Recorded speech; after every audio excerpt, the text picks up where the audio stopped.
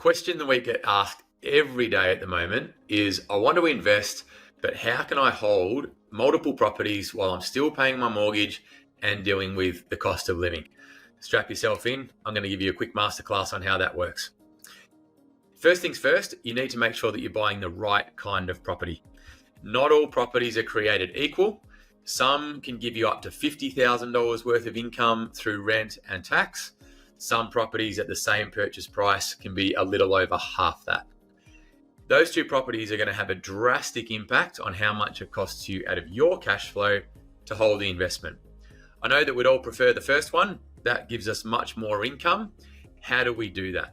The way that we do it is we need to maximize two things. We need to maximize our rent and we need to maximize our tax benefits. Rent first. Rent is going up at a rapid rate at the moment due to the rental crisis. I'm sure you've all heard about it. What does that mean? It means that the number of people looking for houses to live in based on our population growth nationally and interstate migration into certain locations means that the demand for rentals vastly outstrips the available supply. We know when demand and supply is in our favor, prices go up. The same thing happens with rents.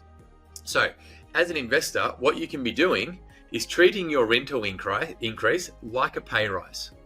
Okay? Let's say that your property manager doesn't understand the market, doesn't understand the dynamic and wants to do the best thing by the tenant rather than you who pays their bills.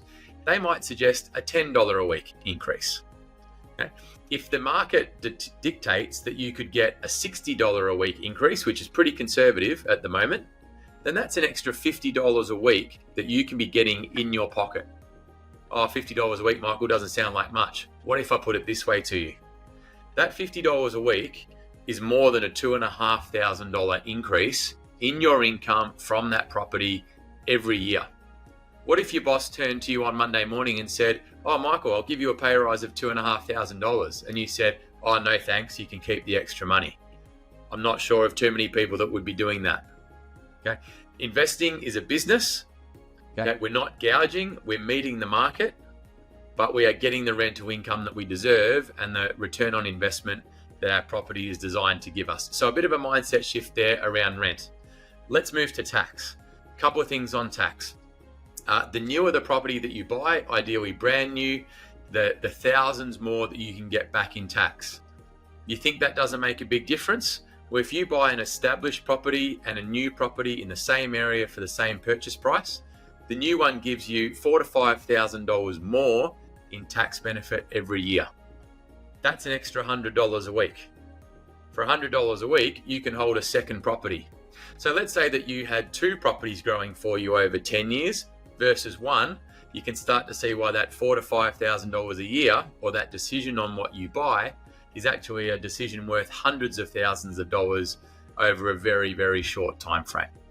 Second thing, how do we get this tax benefit back in our pocket?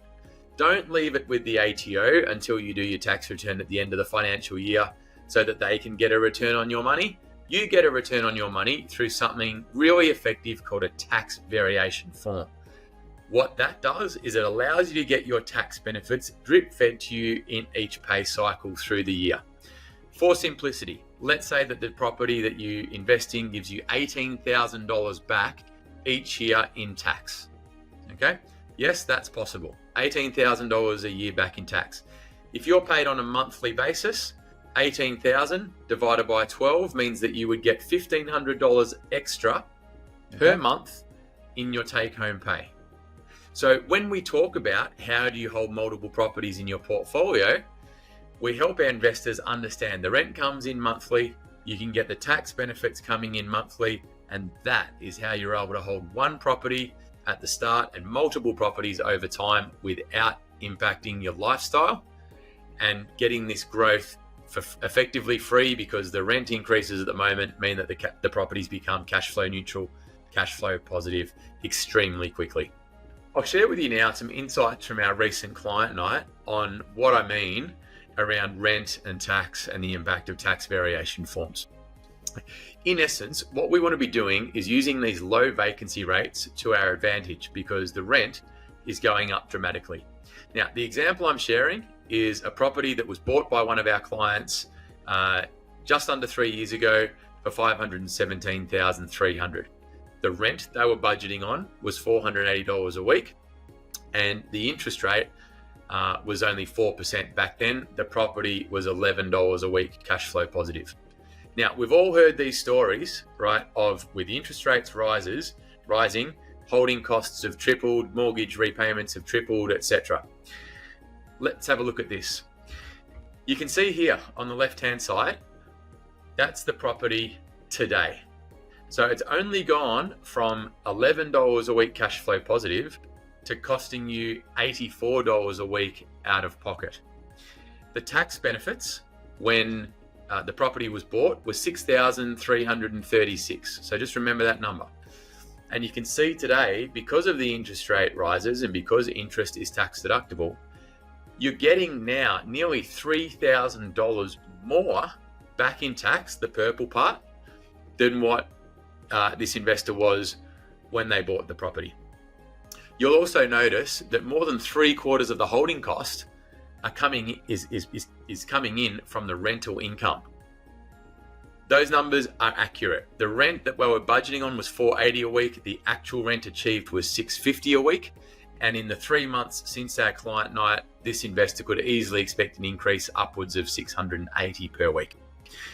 But because the rent has gone up due to the low vacancy rates that we're harnessing, and because the interest is tax deductible, that's why we've seen less than $100 a week impact to holding costs per property.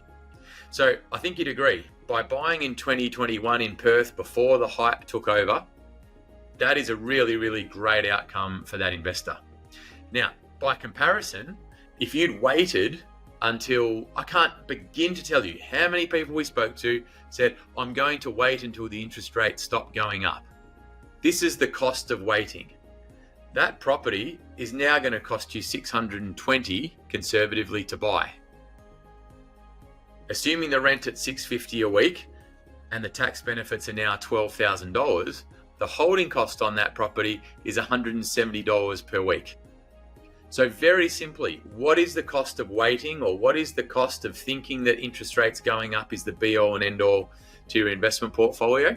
It means that the property is now costing you nearly $100 a week more than what it would be today to hold that same property, and $200 a week more than what it was than when you bought it. Okay, so great to know that the interest rate rises have stopped going up. I can't reinforce enough the importance of taking action straight away. And remember, that tax benefit there, that $11,998, that can come back to you in each pay cycle as we go through the year. So there we have it. That's how you can hold a portfolio of multiple properties while still covering your mortgage without impacting your lifestyle.